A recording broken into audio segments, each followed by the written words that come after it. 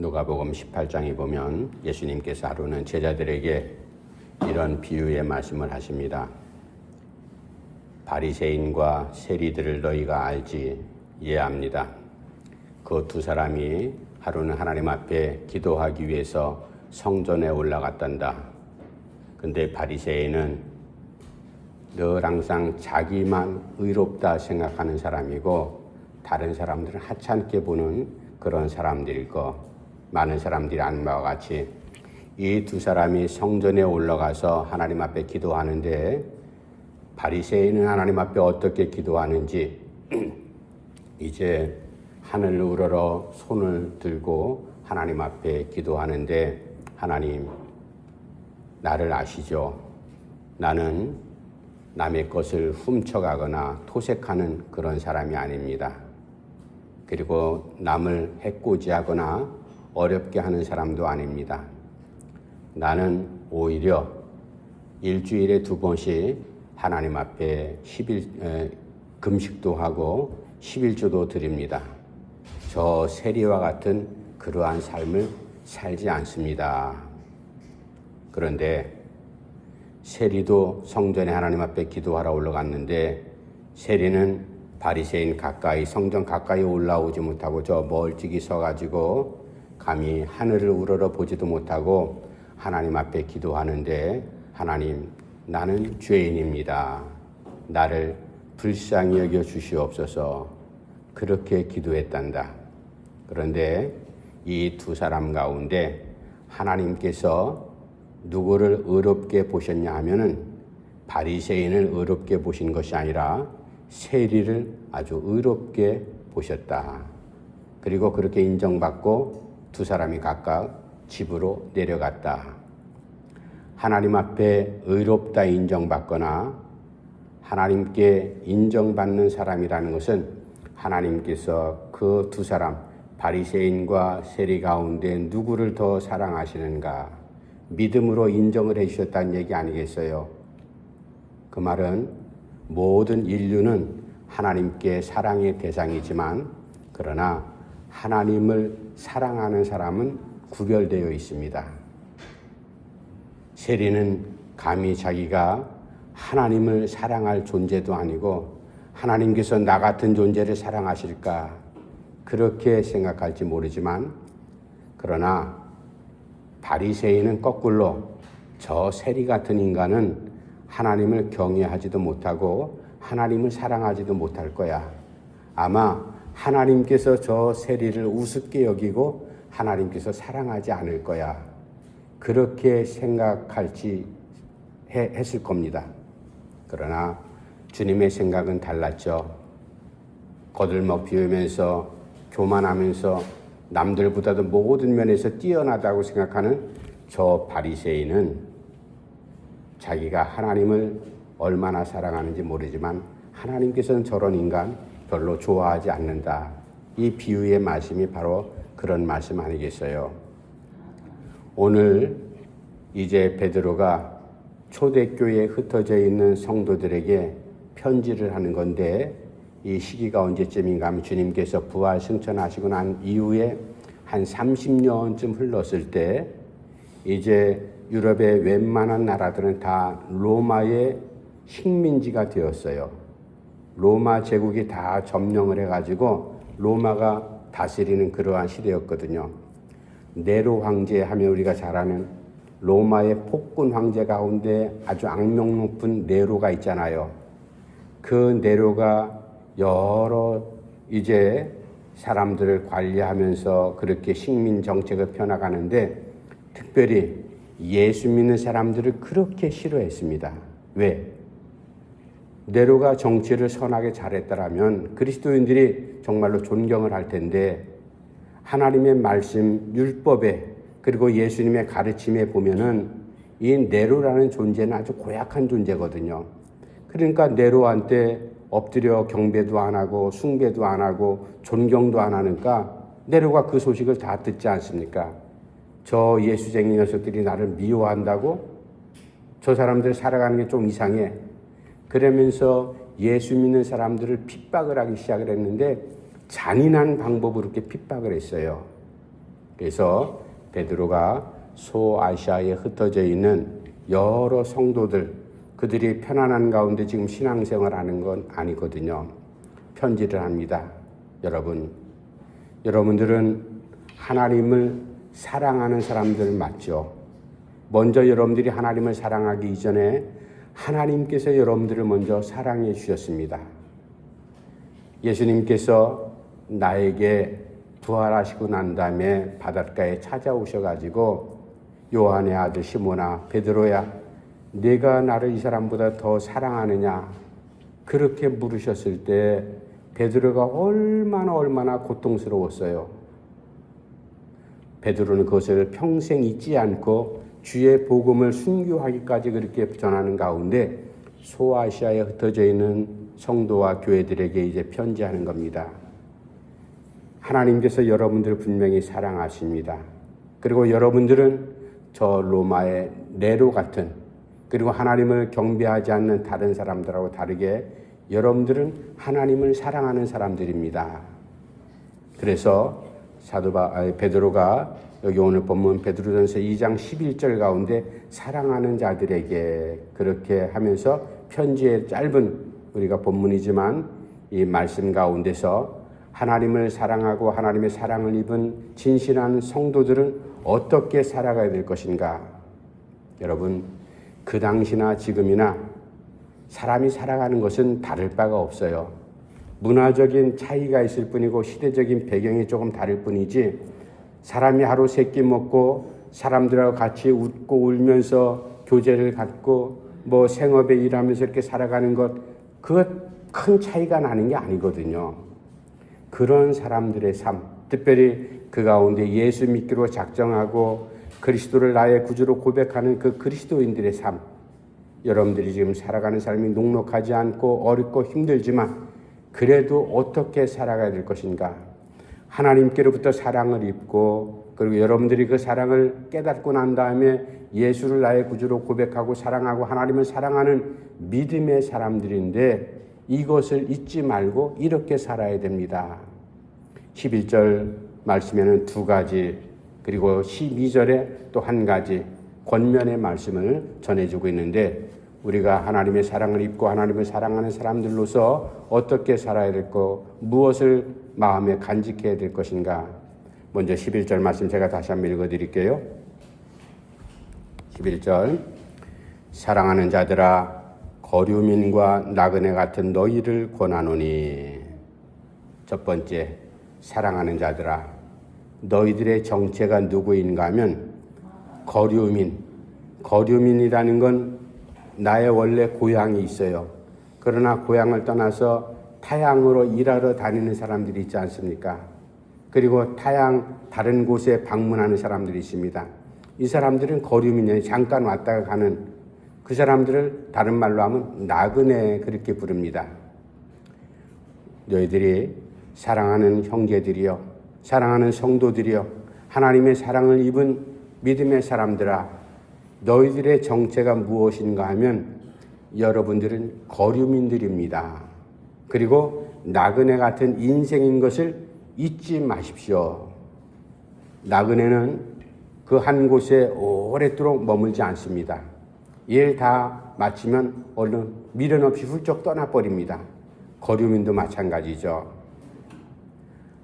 한 사람이 이제 이사를 하는데 이삿짐을 배달하는 기사가 가만히 봤더니 이삿짐이 너무나 초라한 거예요. 그래서 물었습니다. 선생님, 왜 이렇게 이삿짐이 이렇게 초라합니까? 그랬더니 그 사람 대답이, 나는 이 동네 사람도 아니지만 내가 지금 나이가 60, 70 되기까지 사는 동안 한평생 살아봤더니 인생 별거 아닙니다. 어차피 내가 떠나야 될 것, 내 짐을 간촐하게 챙겨서 이곳저곳 이사하면서 다닙니다. 우리가 나그네 아니겠습니까? 그렇게 기사한테 얘기를 하면서 함께 공감을 나눴던 그런 이야기들이 많이 있습니다. 어떤 사람들은 수도 없이 짐을 쌓아놓죠. 이곳에서 천년 만년 살 것처럼 대부분의 사람들이 다 그래요. 원하든 원치 않든 자꾸만 이것도 갖고 싶고 저것도 갖고 싶고 이것도 필요하고 저것도 필요하고 그런 것들이 우리 주변에 많이 있지 않습니까? 그러나 떠날 때 하나님 부르실 때 그것을 다 바리바리 챙겨가지고 이삿짐 센터 아저씨 불러가지고 천국 가는 거 아니잖아요. 그렇게 가면은 열심히 쌓아둬야죠. 그러나 하나님 부르실 땐 누구든지 빈손으로 아무것도 지니지 못하고 다 하나님 앞에 떠나게 되어 있습니다. 이게 바로 거류민, 나그네 인생 아니겠어요?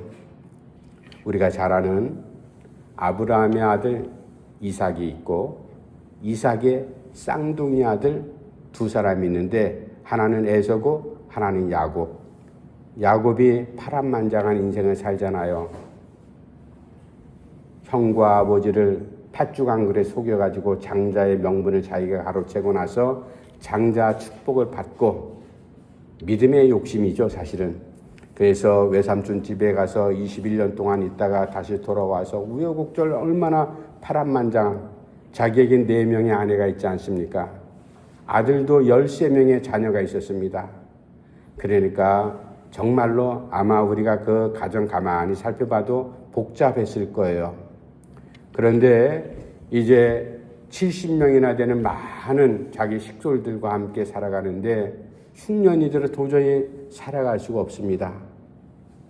먼저 다른 아들들에 의해서 애굽 땅에 팔려진 요셉이 애굽 땅의 국무총리라는 건 꿈에도 생각하지 못했고 이미 그 녀석은 죽었거니 생각을 했었어요. 그래서 마음 한편에 아버지로서 슬픔을 안고 살아갔죠. 그런데 어느 날 웬걸 양식을 구하러 갔던 아들들이 돌아와서 아버지, 요셉이 살아 있습니다. 이 말을 듣는 야곱 아버지의 마음이요. 지금 당장 죽어도 좋다 이거예요. 내가 그 녀석 한 번 얼굴만 볼 수만 있다면 더 이상 여한도 소원이 없다. 결국 가서 만나지 않습니까? 그리고 애굽의 바로 왕을 만나는데 바로가 야곱한테 묻습니다. 이보시오 노인장, 당신 나이가 올해 몇이나 됐소? 그랬더니 야곱이 뭐라고 얘기해요? 내가 지금까지 살아온 것 130밖에 안 됐는데 내 조상들이 살아온 나그네 인생에 비하면 아직 짧습니다. 내가 130년 동안 험악한 인생을 살았습니다.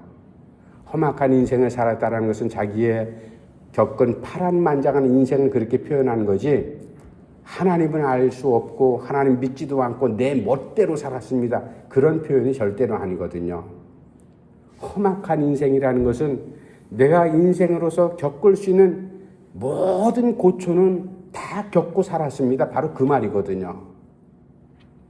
그렇다고 해서 하나님께서 야곱의 인생에 대해서 너 험악하게 아주 고약하게 살았다 그렇게 말씀하지 않습니다. 하나님께서 자기 할아버지에게 주신 믿음의 약속, 아버지 이삭에게 그리고 자기에게 이어지는 하나님의 축복이 이어지는 믿음의 자리에서 힘들고 어렵게 수만 가지의 일을 겪었지만 믿음으로 살았다 바로 그 말이에요. 오늘 베드로가 소아시아에 흩어져 있는 여러 신앙생활하기 힘든 성도들에게 말합니다. 여러분, 하나님을 사랑하고 또 하나님의 사랑을 입은 사람들로서 여러분들 어떻게 살아가야 될 것이 가장 중요한 것은 여러분들이 짧은 인생 살아가는 거류민, 나그네 인생인 것을 절대로 잊지 마십시오. 우리는 이것을 늘 항상 잊지 않고 마음판에 새기고 살지 않습니까? 언제 하나님께서 이제 그만 와라 부르실지 모릅니다. 가을 되면은 세상 떠나는 분들이 많이 있어요. 갑자기 일주일 전만 해도 건강하셨는데 갑자기 부고장이 날라와요. 그런 일들이 비일비재합니다. 우리도 그 중에 한 사람이 분명히 될 겁니다. 우리가 분명히 오랫도록 이 땅에 살고 싶지만 거류민 그리고 나그네 인생인 것을 우리가 잊어서는 안 된다. 하나님 앞에 나그네 인생으로 살게 하신 것도 감사한데 나그네로서 이방 땅에서 그냥 처절하게 죽는 것이 아니라 다시 본향으로 돌아갈 우리에게 믿음의 부활의 소망을 주셨다는 이 하나님 앞에 우리가 감사하면서 그렇게 살아야 됩니다. 본향이 없다면 우리가 나그네가 아니죠. 본향을 떠나 지금 잠깐 머무는 이 세상이기 때문에 나그네라고 표현하는 겁니다.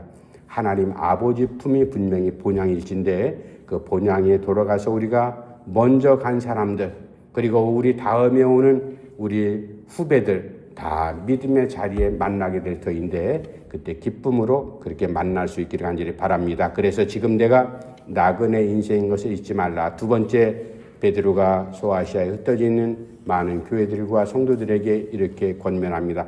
두 번째 권면은 11절 말씀 제가 다시 한번 읽어드릴게요. 사랑하는 자들아, 거류민과 나그네 같은 너희를 권하노니. 두 번째, 영혼을 거슬러 싸우는 육체의 정욕을 제어하라. 두 번째는 육체의 정욕을 제어하라. 육체의 정욕이라는 것이 도대체 무엇일까? 그것은 세상 사람들이 일반적으로 살아가는 물질, 명예, 권력, 여기에 모든 것들이 다 포함되어 있습니다. 돈이 생기면요, 사람이 엉뚱한 생각을 합니다. 명예가 생기면요, 자기만 이 세상에 제일 잘난 사람인 줄 알고 이렇게 착각을 합니다. 권력이 생기면요, 아나무인이 돼버립니다. 밑에 보이는 사람이 없습니다. 그 자기가 제일인 것처럼 생각하며 살아갑니다. 그러니까 돈, 명예, 권력 이런 것들이 생기면요, 하고 싶은 건 마음대로 합니다. 하고 싶은 일 가운데 선한 일이 하고 싶은 일이면 좋지만 그런 사람들 대부분은 제 멋대로 세상적인 방법으로 살아가는 사람들이거든요. 특별히 이제 베드로가 권면합니다. 여러분들, 예수를 주라고 고백하는 여러분들, 나도 마찬가지로 그리스도인입니다. 우리 그리스도인들도 마찬가지로 살아가는 동안에 여러 가지 유혹거리들이, 세상적인 욕심들이 가끔 내 삶 가운데 불뚝불뚝 일어날 때가 있습니다. 이것을 우리가 제어해야 되는데 없애야 된다 이 말이에요. 그것은 왜 없애야 되는가 하면 우리는 신앙으로 살아가는 영적인 존재들입니다. 영혼을 거슬리는 육체의 정욕을 제어하라. 싸워 이겨라. 제어하라는 말은 원어에 어떤 뜻인가 하면 전쟁을 치르라, 바로 그 말이에요. 여러분, 전쟁 치르는데 아이들이 지금 우크라이나, 러시아, 그리고 그 외에 여러 전쟁들이 가끔 일어나지 않습니까? 전쟁 치르는 것 우리가 TV로 보잖아요. 전쟁이 애들 장난이 아니지 않습니까?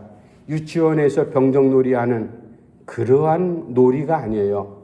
죽느냐 사느냐 하는 정말로 긴박한 순간 아니겠어요? 전쟁터에 나간 군인이 나 여기서 띵가띵가 그냥 놀다가 친구들하고 함께 이렇게 지나다가 산천도 구경하다가 그렇게 다시 시간 되면 집으로 돌아갈 거야. 그런 군인은 세상에 없습니다. 특별히 군 복무하는 게 전쟁터가 됐다면은 여러분, 이건 정말로 죽느냐 사느냐 하는 그런 문제 아니겠어요? 우크라이나에 파병된 러시아의 용병으로 끌려 북한 군인들 우리가 TV에서 봤잖아요. 드론이 날아오니까 피할 수도 없어요. 그저 죽음밖에는 기다릴 수 없는, 그렇게 죽은 북한 군인들이 얼마나 많습니까? 죽느냐 사느냐 하는 문제, 육체의 정욕을 잘못 제어하면 너희들의 신앙이 망가진다. 무엇이 죽고 무엇이 사느냐? 신앙생활 잘못했다가는 예수님 팔아먹고 내가 신앙을 배교하고 예수님 떠나버리면 바로 죽는 인생이 된다 이 말입니다. 그러나 내가 살기 위해서는 십자가 꼭 붙잡고 제자들을 통해서, 다른 그리스도의 선배들을 통해서 예수의 복음을 듣고 정말로 우리의 살 소망은 예수님의 십자가다. 주님의 십자가가 있었기 때문에 우리가 부활의 소망이 있는 거고, 이 땅에 살아가는 동안 우리가 소망을 갖고 살아가는 것 아니냐. 네로가 아무리 핍박을 하고 우리를 죽이려고 별의별 방법을 다 동원한다 할지라도 우리가 흔들리지 않은 이유는 바로 십자가의 은혜, 하나님께서 나를 사랑하시고 내 삶이 이 땅에 사는 것으로 끝나는 것이 아니라 이후에 영원한 삶이 나에게 기다리고 있는 부활의 소망이 있기 때문에 우리가 지금 현재의 고난을 잘 견디는 것 아니냐. 베드로도 그렇게 살았습니다.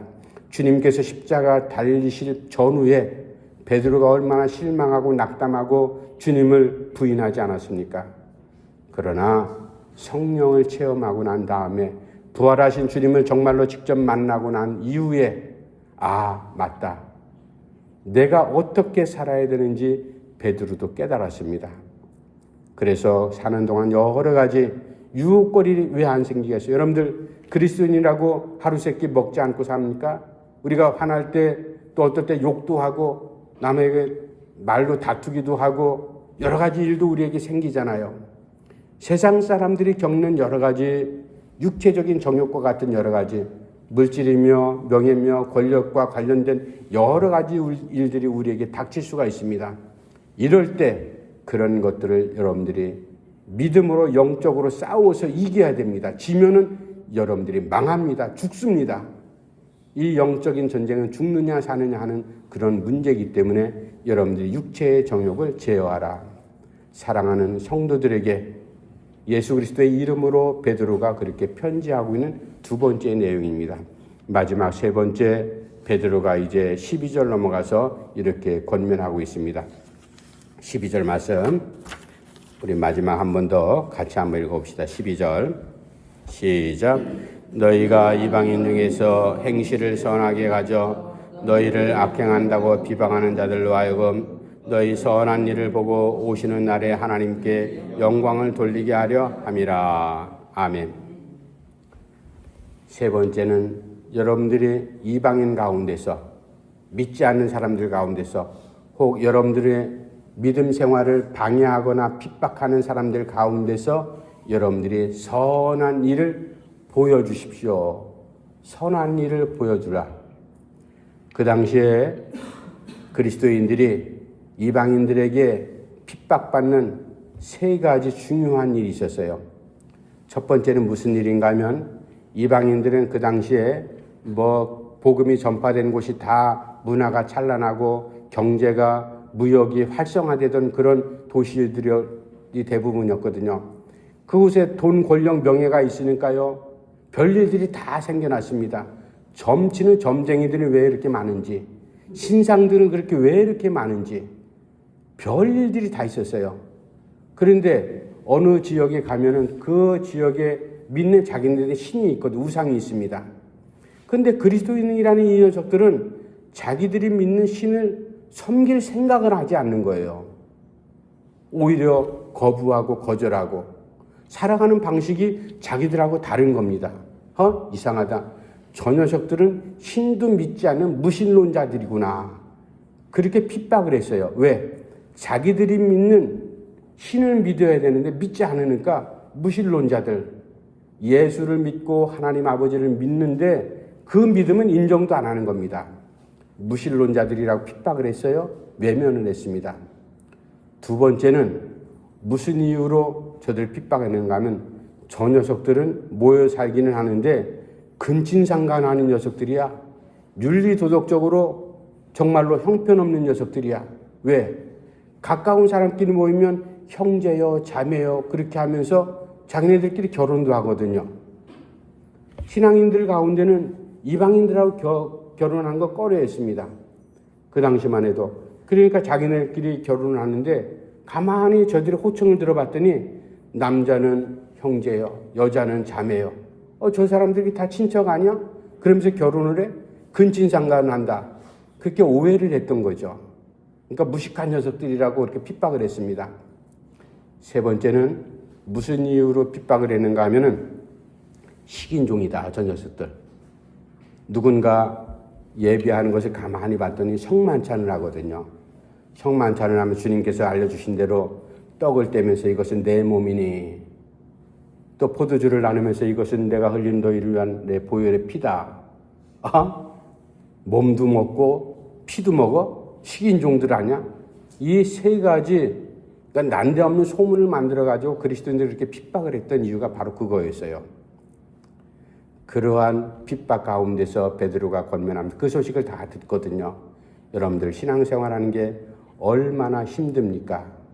그러나 오늘 주님께서 나를 통해서 여러분들에게 권면합니다.